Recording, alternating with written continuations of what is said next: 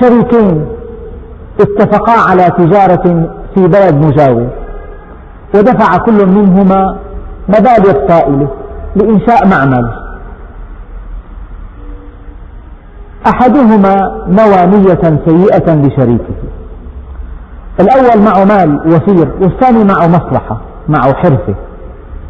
فلما تمكن الأول من دخائل هذه الصنعة وخصائصها وخباياها، بدأ يزعج شريكه حتى يخرجه من هذه الشركة.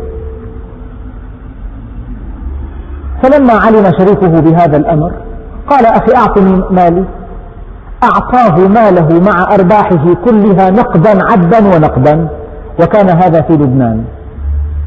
أخذ هذا ماله جميعه وعاد به إلى بلده الشام، وما هي إلا أيام حتى نشبت الحرب الأهلية هناك، فاحترق المعمل وسرق المال.